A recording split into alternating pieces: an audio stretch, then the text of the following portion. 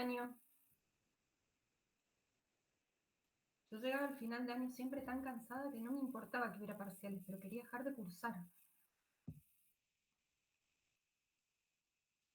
Buen día, profe. Sí, en la misma.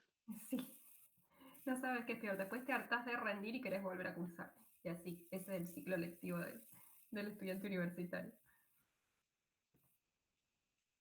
Bueno, hoy es la última actividad teórica que tenemos, con lo cual probablemente sea la última vez que nos vemos así eh, en grupo.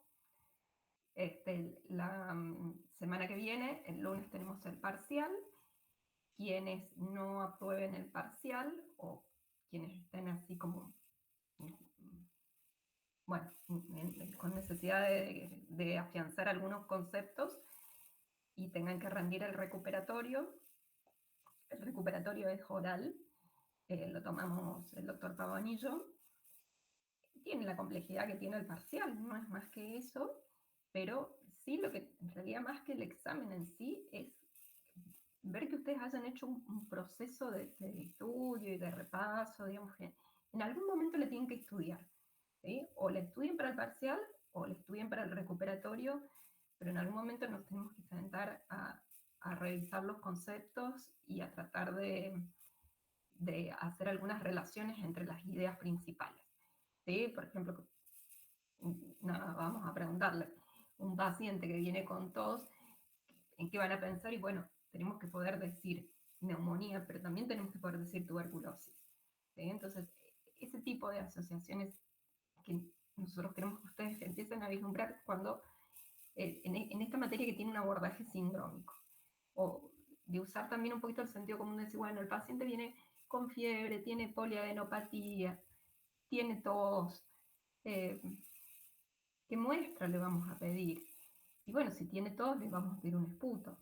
Bien, si tiene ganglios inflamados, le podemos sacar un ganglio. Bien, o podemos hacer serología, que es un método indirecto. Bien, versus métodos directos de imagen o de cultivo, de imagen de anatomía patológica o de cultivo, o PCR. Bien, ese tipo de asociaciones nosotros esperamos que ustedes puedan hacer en una instancia de parcial y mucho más, por supuesto, en una instancia de final.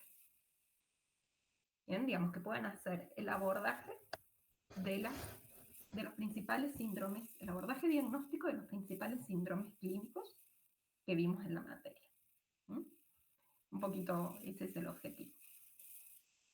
Bueno, y en la clase de hoy vamos a ver en realidad los dos temas que estaban por cronograma para el lunes, pero bueno, cambiamos un poquitito el orden. Eh, yo voy a dar leptospirosis y la profe Cari va a dar brucelosis. Estas dos son patologías del grupo de la zoonosis, ¿sí? Que ya hablamos con bastante detalle en la clase pasada. Son dos patologías del grupo de la zoonosis causadas por bacterias. No son tantísimo frecuentes, leptospirosis un poco más que brucelosis, pero son patologías que siempre tenemos que tener en cuenta, sobre todo en grupos particulares o en situaciones epidemiológicas especiales. Entonces, bueno, es importante, es importante tenerlas presentes. Bien, o sea, recuerden que lo que nosotros no, en las patologías que no pensamos, es muy difícil que hagamos diagnóstico. ¿Bien? Entonces tenemos que tenerlas dentro del espectro, saber que por ahí son más frecuentes o menos frecuentes, buscar activamente las más frecuentes, pero no olvidar las que tienen menor prevalencia para eventualmente pensarlas en algún grupo particular de pacientes. Bien, vamos a empezar entonces con leptospirosis. Recuerden por favor que yo no veo los comentarios, que si necesitan hacerme alguna pregunta, les voy a pedir que abran el micrófono. Y les pido disculpas de antemano porque tengo una actividad eh, en la UNC cerca del mediodía, media mañana, entonces voy a tener que retirar unos minutitos antes de que termine esta actividad.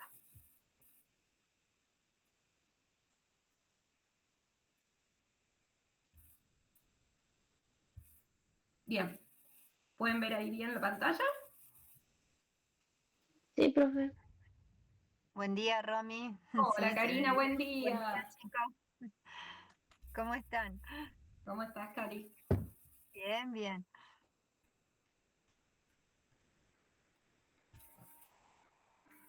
Bueno, no sé si alguna vez escucharon hablar de la leptospirosis. La leptospirosis es una enfermedad de tipo zoonótica que nos trae problemas sobre todo en épocas estivales y asociada a las lluvias y a las inundaciones de verano. ¿Sí? Si bien está distribuida en todo el país, hay algunas provincias que tienen mayor prevalencia, ¿sí? Como Santa Fe, Entre Ríos, Buenos Aires, ¿sí? Que tienen casos activos todos los años. Esta es una enfermedad de tipo infecciosa aguda, ¿sí? Es un cuadro agudo que dura entre que comienza y termina más o menos 3 semanas. Cursa con un síndrome febril y es producida por espiroquetas del género Leptospira. ¿Sí? Esto que decimos que es un síndrome febril agudo es un dato importante porque muchas de las patologías que hemos visto hasta ahora cursan con un síndrome febril agudo. ¿Sí? Sobre todo estas que vimos en este último tiempo, como las fiebres hemorrágicas, como el dengue. Entonces, leptospirosis es una patología que cursa en, en el mismo tiempo en la misma época del año, cuando tenemos los brotes de dengue, y comparte también la distribución espacial con las zonas que tienen mayor cantidad de casos. Entonces, es un diagnóstico diferencial importante con la enfermedad por dengue. ¿Sí? ¿Por qué digo importante? Porque muchas veces cuando estamos en periodo de brote, de toda fiebre le echamos la culpa al dengue y obviamos los diagnósticos diferenciales, y en algunas patologías no hacer el diagnóstico oportuno puede salirle muy caro al paciente. ¿Sí? Entonces, tenemos que considerar la leptospirosis, sobre todo en áreas que cumplen con las condiciones epidemiológicas que la favorecen. Decíamos que es una zoonosis que tiene una distribución geográfica muy amplia, que puede aparecer en forma de brotes aislados o de brotes epidémicos estacionales relacionados con la época de lluvia y estrechamente relacionados con las inundaciones. Ustedes saben, por ejemplo, en Bahía Blanca hemos tenido inundaciones este año y el año pasado también, producto de las grandes lluvias. Eh, Santa Fe, Entre Ríos, son provincias que en verano siempre tienen inundaciones por desborde, ¿sí? Porque, bueno, tienen una afluencia hídrica importante. Entonces, esto es un problema emergente en la salud pública porque afecta tanto al ser humano como a los animales. ¿Sí? Y esto tiene un impacto económico, ¿no? Por supuesto. Hay más de 150 especies de animales silvestres y domésticos que actúan como reservorio y por lo tanto constituyen una fuente de infección para el ser humano. El ser humano es un huésped accidental, no es necesario para que la enfermedad cumpla su ciclo y rara vez puede transmitirla. Bien, hay pocos casos de contagio interhumano de leptospirosis, pero sí los animales constituyen un reservorio importante y, como verán por la cantidad de especies afectadas, es un reservorio que está muy extendido. Bueno, ¿quién produce la leptospirosis? ¿Se acuerdan que siempre yo les decía que estaba bueno por ahí organizar las patologías que estudiábamos con 5 preguntas, 6 preguntas, donde nos planteábamos qué es la enfermedad? Puedo hacer una definición de esta enfermedad, quién la produce, cuál es la fisiopatogenia, cuál es el ciclo biológico, qué manifestaciones clínicas tiene, cómo hago diagnóstico y cómo puedo prevenirlo. Si yo puedo organizar esas 5 o 6 preguntas para todas las patologías, probablemente pueda rescatar lo más importante. Entonces, en este caso, hablando de leptospirosis, ¿quién la produce? Y es un agente que pertenece al grupo de las espiroquetas, ¿sí? Del género Leptospira. ¿Se acuerdan de esta fotografía? ¿Se acuerdan ¿Recuerdan de haber visto algún microorganismo en esta materia que tenga una morfología similar, quizá también una espiroqueta?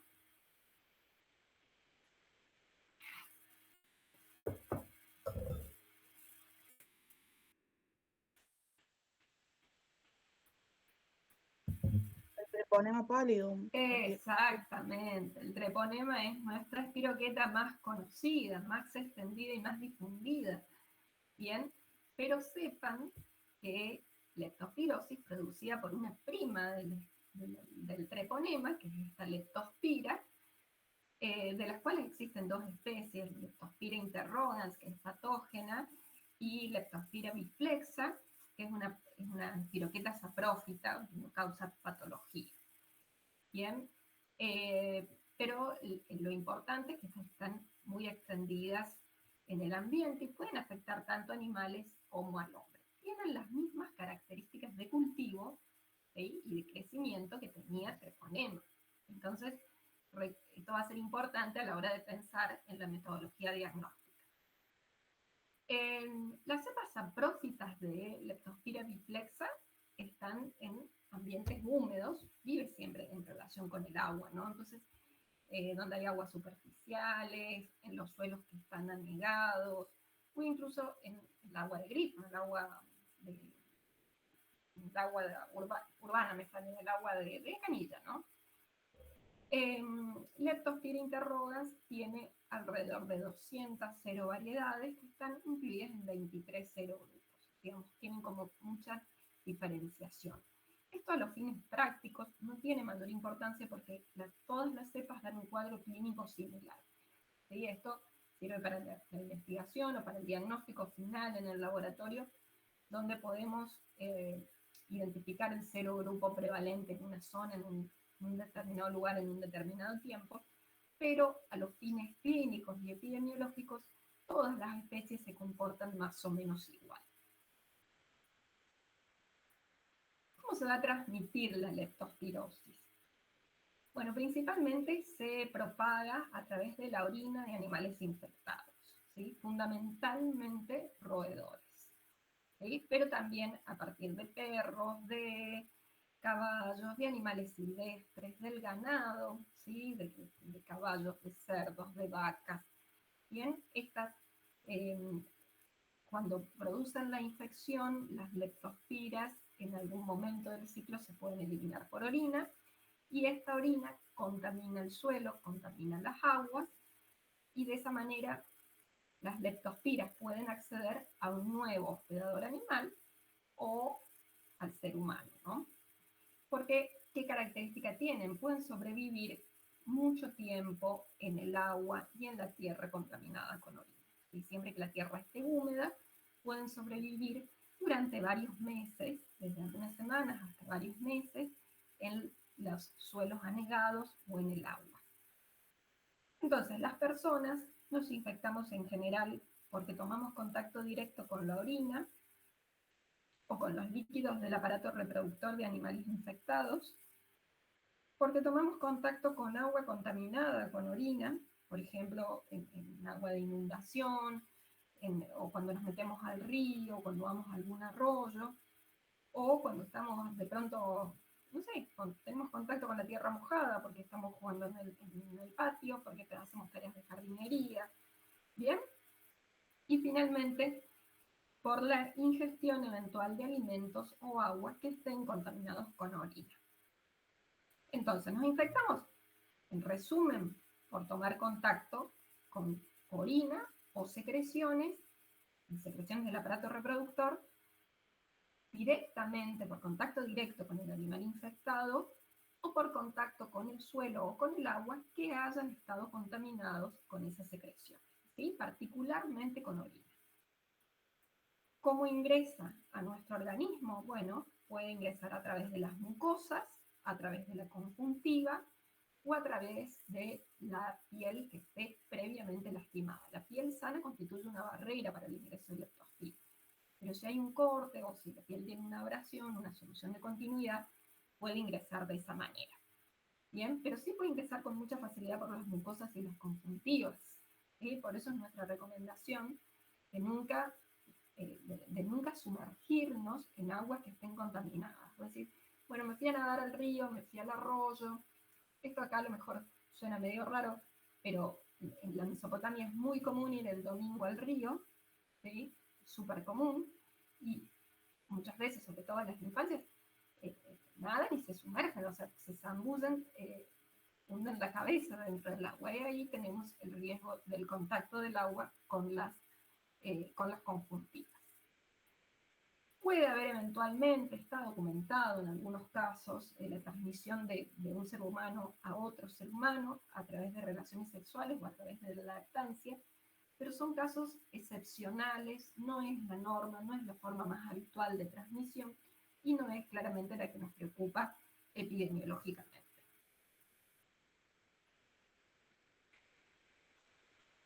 Como decíamos, los brotes son más frecuentes durante los desastres naturales, principalmente en épocas de inundación o en periodos de lluvia intensa, que también coinciden muchas veces con una alteración en la provisión de servicios públicos, ¿sí? Porque muchas veces, bueno, la recolección de residuos no se puede hacer de manera regular, o la provisión de agua potable queda suspendida producto de las inundaciones. Entonces, bueno, o hay que relocalizar a la gente, que se va a un refugio, que se aloja en una escuela, y de pronto las condiciones sanitarias del entorno cambian. Y también los animales, sobre todo en el caso de inundaciones, se ven afectados también, igual que el ser humano, el resto de los animales, entonces huyen de la zona negada y se acercan al entorno doméstico. Bien, entonces es muy común que después de inundaciones o de desastres naturales proliferen los roedores o proliferen las alimañas que se acercan al entorno doméstico, con el riesgo, ¿no?, que conllevan de transmitirnos ciertas enfermedades. Bien, los roedores particularmente hacen una infección renal crónica, ¿sí? Y entonces, una vez que se infectan, no tienen sintomatología clínica, pero liberan leptospiras en orina durante toda su vida. Bien, entonces tienen un gran potencial contaminante del entorno y del medio ambiente. El otro problema, además de los roedores, que ya con todos estos antecedentes nos caen muy mal, son los animales de cría, ¿sí? Los animales que podemos tener en el campo, el ganado bovino, caprino, vacuno, los cerdos, los caballos, bien, tanto como los animales silvestres, que también actúan como reservorios y que son una fuente de infección para el trabajador rural, independientemente de si hay o no hay inundaciones, ¿sí? Entonces, siempre que tengamos inundaciones es un factor de riesgo. Siempre que tengamos proliferación de roedores es un factor de riesgo. Y aquellos que trabajan habitualmente con animales de campo tienen un riesgo incrementado, un riesgo epidemiológico incrementado, porque estos animales actúan como reservorios, ¿sí? Los roedores y los perros también tienen una gran importancia en el nicho ecológico de esta patología. Bien, entonces, ¿cuáles son los factores que tienen mayor riesgo? Bueno, caminar, nadar o navegar en agua de inundación o agua dulce, ¿sí? La leptospira no desarrolla en agua salada, entonces el problema es el agua dulce, el agua de río. Incluye todo, caminar, nadar o navegar. Decís, bueno, me fui a remar al río. Bien, hermoso, nos encanta. Pero bueno, eso tiene un riesgo, ¿no? No te zambulliste porque te salpicaste y bueno, te puede haber entrado agua por los ojos o por la boca. Y algunas acciones aumentan el riesgo de manera particular. Por ejemplo, zambullirnos en el agua, ¿sí? O tomar agua contaminada. ¿Bien? Y otras actividades de alto riesgo tienen que ver, ¿no es cierto?, con actividades de campo donde uno tiene contacto directo con animales que están potencialmente infectados. Recuerden que los animales no se infectan, o sea, no se enferman, no hacen clínica, pero son portadores asintomáticos que liberan las leptospiras por orina durante toda su vida. Entonces, todos los que trabajen en el campo, estén expuestos al agua o a la tierra húmeda, son grupos de alto riesgo. Este es el mapa de leptospirosis en Argentina. Están como, los brotes de leptospirosis van de la mano, en nuestro país van de la mano con las inundaciones, por eso hago tanto hincapié en esto. Afectan con mayor frecuencia al sexo masculino en la edad laboralmente activa, y si bien está la enfermedad distribuida en todo el país, las provincias que mayor notificación tienen son Santa Fe y Entre Ríos, y le siguen la provincia de Buenos Aires. Bueno, ¿y cómo es la fisiopatogenia? ¿Qué es lo que pasa con esta patología? Bueno, pues entra la leptospira al organismo, se disemina por todos los órganos y tejidos, incluyendo el líquido cefalorraquídeo, humor acuoso, no deja títere con cabeza, o sea, se distribuye por todo el organismo, y esta es la primera fase que se reconoce como fase de leptospiremia, es decir, de distribución vía linfohemática de la leptospira, que le permite llegar hasta los lugares más recónditos del organismo. Entre el quinto y el séptimo día aparecen los anticuerpos, ¿sí? Como una respuesta inflamatoria, una respuesta inmune ante la presencia de los leptospiras. Y comienza la eliminación de leptospiras por orina. Entonces, los primeros 5 o 6 días son de leptospiremia. Después surgen los anticuerpos, entonces la leptospira empieza a ser eliminada por orina en busca de otro hospedador y deja de circular en sangre. Bien, porque el sistema inmune le pone un freno. Con lo cual, entre el quinto y séptimo día empieza la fase inmune y de leptospiuria, es decir, de eliminación de leptospiras por orina. Y después la tercera fase, en realidad, es una complicación de la segunda, y es algo que ya hemos visto en muchas patologías, que por un efecto inmunológico, ¿sí?, mediado por la respuesta inmune, hay una respuesta exagerada del organismo, y este estado inflamatorio produce una vasculitis sistémica. Y esto afecta el compromiso predominantemente de capilares y provoca extravasación de sangre y náusea local, con hemorragia pulmonar, nefritis intersticio tubular, daño de los capilares hepáticos, inflamación meningia, trombocitopenia, ¿sí?, y todas las manifestaciones hemorrágicas secundarias a la vasculitis y a la plaquetopenia. Entonces, quiero ver si tenía este cuadrito. Vamos a repasar. Tenemos siempre primero un periodo de incubación que es variable, que es en general entre 2 y 30 días, aunque en la mayoría de los casos aparecen 10 días después de la exposición.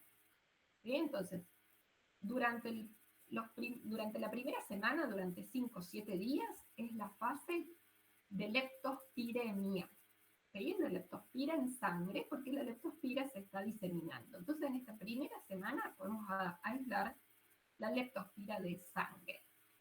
Después, bueno, ya llegó a todos los lugares del organismo, por eso también la podemos aislar en líquido cefalorraquídeo.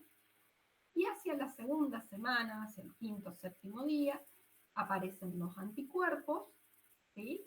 La leptospira deja de circular en sangre y pasa a eliminarse por orina, con lo cual la podemos aislar en orina, ¿sí? Y concomitante con la leptospiuria comienza la fase inmune, ¿sí? La fase inmune donde, por acción de la respuesta inmunitaria, se genera una vasculitis y, digamos, ¿por qué digo por acción de la respuesta inmunitaria? Porque esta reacción antígeno-anticuerpos genera una vasculitis en toda la microcirculación y afecta a distintos órganos. Entonces, cuando la bacteria dejó de circular en sangre y decimos, bueno, ya está, el paciente va a mejorar, en realidad es cuando empiezan las complicaciones. ¿Sí? Las formas graves de leptospirosis se empiezan a ver en la segunda semana de infección, cuando tenemos las complicaciones producidas por la vasculitis. ¿Y qué manifestaciones clínicas podemos tener? Bueno, la gran mayoría de las infecciones son asintomáticas, como pasa siempre, ¿no? Nosotros tenemos un iceberg donde un gran porcentaje de infecciones pasa completamente desapercibido o tiene síntomas leves, ¿sí? Que pasan por un síndrome febril con leucopenia y plaquetopenia, ¿sí? Que tranquilamente se puede confundir con la enfermedad por dengue, tranquilamente, si uno no hace el diagnóstico serológico, desde el punto de vista clínico, no se las puede diferenciar. Con lo cual, es muy importante pensarlas cuando tenemos un contexto epidemiológico favorable, ¿sí? Ya sea porque estamos atendiendo un grupo de personas que está en un área endémica, o que ha tenido una inmunización reciente, o que ha viajado a un área que haya estado comprometida o hace trabajo rural. Entonces, la mayoría son asintomáticas. Dentro de los que presentan síntomas, el 90% de los casos son formas leves. Es lo que se conoce como leptospirosis anictérica y es un síndrome febril inespecífico. Es un paciente que 5, 7, 10 días tiene fiebre, dolor de cuerpo, leucopenia, plaquetopenia, se siente mal, o a lo mejor le sangran un poquito las encías, no pasa nada. Bien, el paciente puede tener un poquitito de inflamación hepática, pero o sea, las transaminasas a lo mejor en vez de estar en alrededor de 30, 50, están en 70, 80, pero nada más, el paciente está bien, tiene fiebre, pero no tiene ningún criterio de gravedad. 10%, ¿sí? Y presenta, entre 5 y 10%, presentan un compromiso sistémico de gravedad variable. Y estos son los que tienen más evolución, ¿no? Los que hacen insuficiencia renal, los que hacen neumonía, meningitis o manifestaciones hemorrágicas, ¿sí? Producidas secundarias a la vasculitis y la plaquetopenia concomitante. Miren, esta fase es muy típica de la forma ictérica, siempre tienen una vasculitis y una colestasis a nivel hepático, entonces esto se traduce en aumento de las transaminasas, disminución de los factores de coagulación, aumento de la bilirrubina, y se expresa esto con la ictericia en las conjuntivas. Bien, y los casos, incluso más, el cuadro más grave es un síndrome pulmonar hemorrágico, ¿sí? Es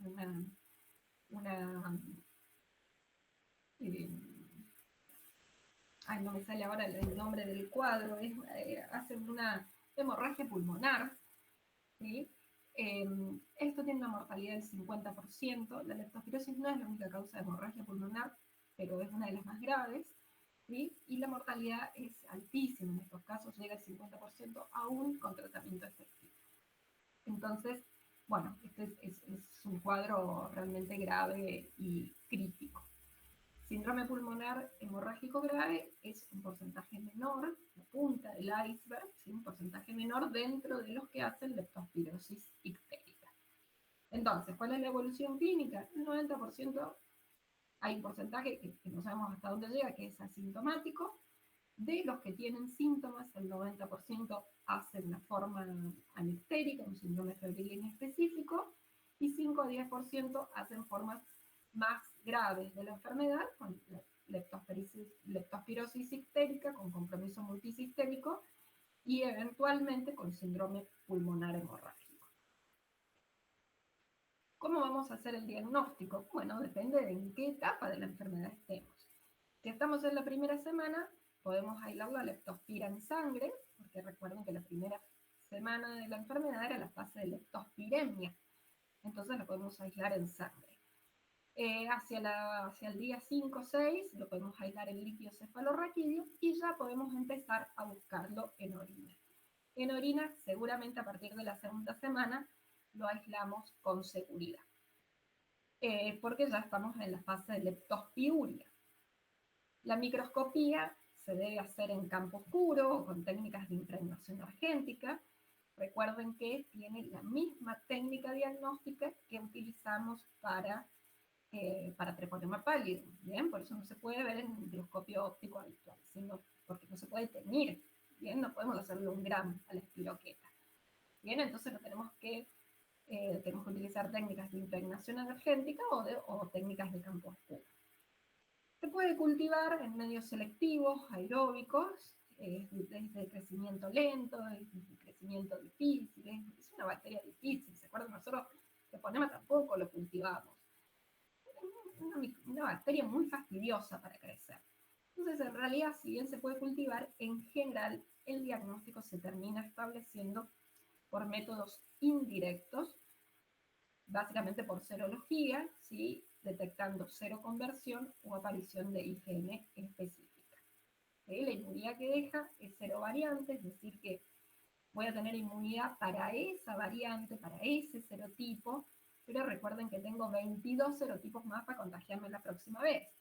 Así que, en realidad, uno podría tener leptospirosis más de una vez en la vida. ¿Sí? Ojalá que no, pero si bien tiene cierta inmunidad cruzada, no deja una inmunidad completa, total y permanente. Tiene tratamiento, se hace tratamiento con doxiciclina, incluso en algunas zonas de riesgo, en épocas de brote, a pacientes de alta exposición, por ejemplo, los que hacen tareas de rescate, está indicada la profilaxis con doxiciclina para evitar la infección. Ya no se tiene un tratamiento, pero bueno, no deja de ser un evento grave y crítico. ¿Cómo tenemos que prevenirlo? Bueno, evitando la inmersión en aguas estancadas, ¿sí? Procurar que los niños no jueguen en el río, en el barro, en los charcos. Esto es muy difícil, ¿no? Pero bueno, por lo menos en época de brotes lo tenemos que limitar. Combatir los roedores. Las ratas nunca nos trajeron nada bueno, ¿sí? Antes era la peste, hoy es la leptospirosis. Tenemos que mantener la higiene y las condiciones sanitarias de las ciudades, de las casas, para evitar la proliferación de roedores. En áreas rurales, la aparición de abortos espontáneos en animales de producción es un signo de leptospirosis, es un signo directo para pensar en leptospirosis y en brucelosis también. Por lo tanto, cuando tenemos ganado que tiene gestas que no llegan a términos, es importante la consulta con el veterinario, no solamente por el animal, sino también por la posibilidad de que esté infectada con algo que sea potencialmente peligroso para el ser humano. Bien, nosotros nos tenemos que acostumbrar a trabajar con los veterinarios. Y los veterinarios son los médicos de los animales.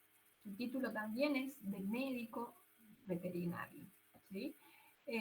Y pensando en este concepto que ya hemos hablado otras veces de una salud, que es lo que promueve hoy por hoy la Organización Mundial de la Salud,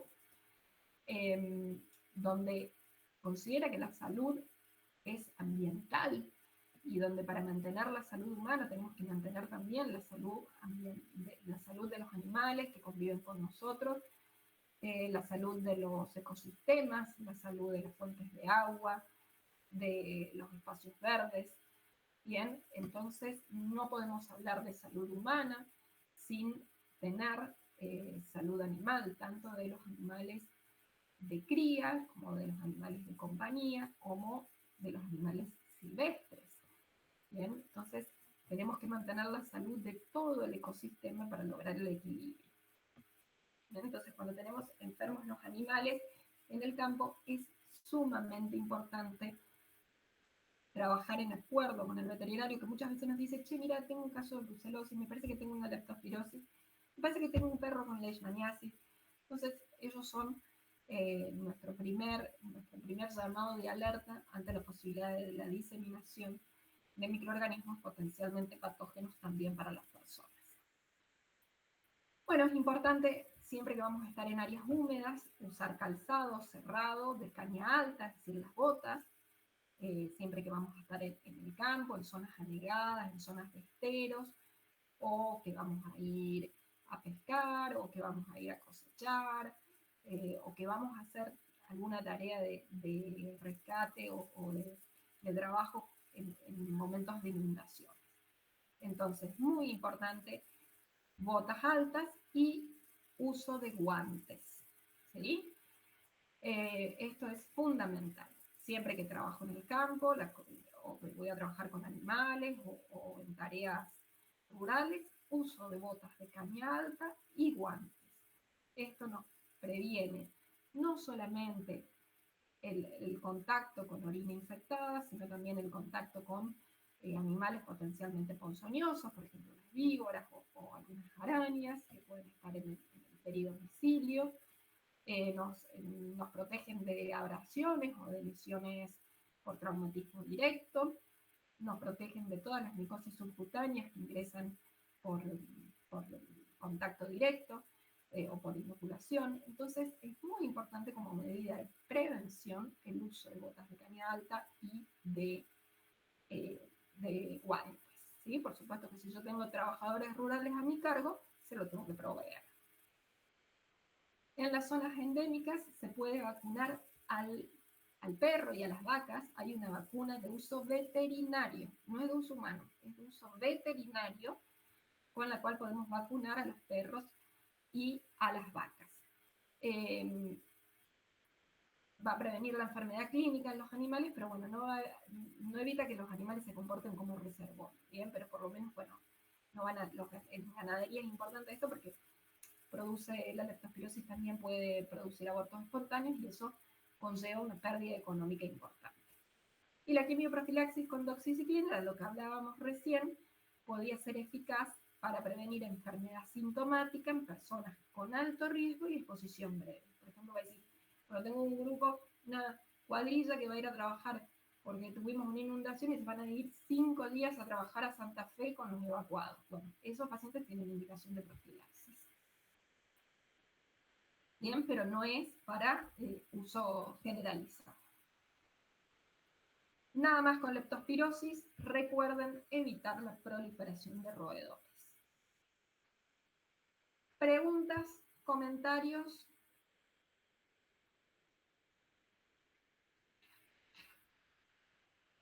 De mi parte no, profe. No, profe, de mi parte tampoco. ¿Alguien De mi escuchó parte hablar de tampoco. leptospirosis? No, profe, nunca.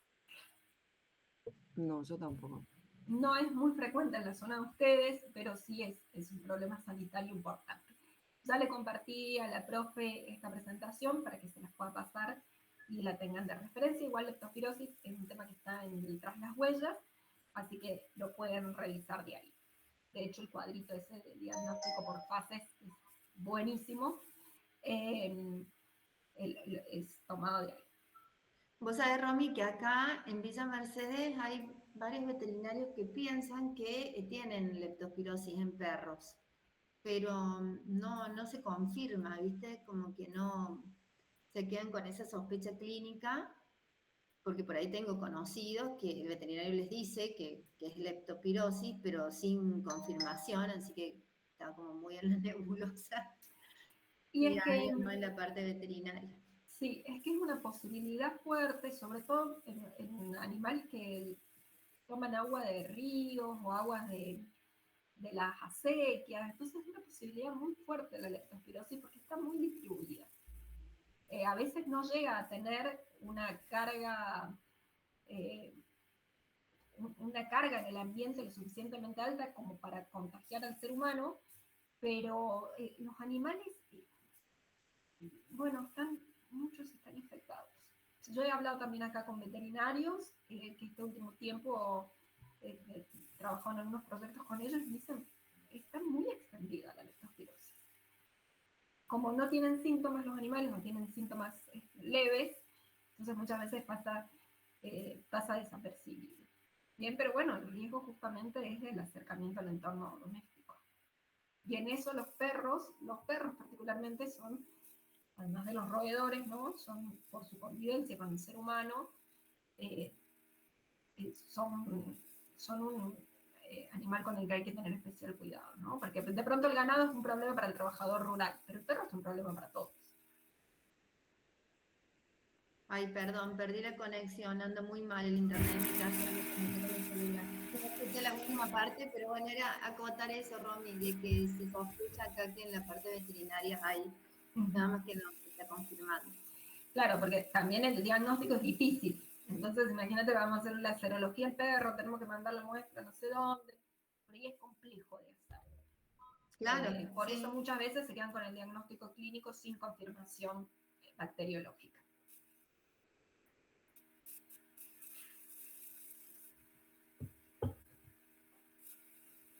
Bueno, si no tenemos preguntas de Bueno. leptospirosis, les dejo con Karina con brucelosis. Me quedo unos Veamos. minutitos más y después probablemente me tenga que desconectar. Dale, Romy. Acá seguimos nosotros. No, necesitaba hacer una pregunta. No, profe, no. No, decía levantaba la mano, pero no, después No, era un quería ok. poner pulgar arriba. Bueno, muy bien. Chicos, voy a desactivar mi cámara porque me están dando muy mal internet. No quiero que se corte mientras que estoy dando la clase. Cualquier cosa, abran el micrófono porque no los voy a ver, yo tampoco a ustedes, ni veo los comentarios. Y me interrumpen, no hay problema.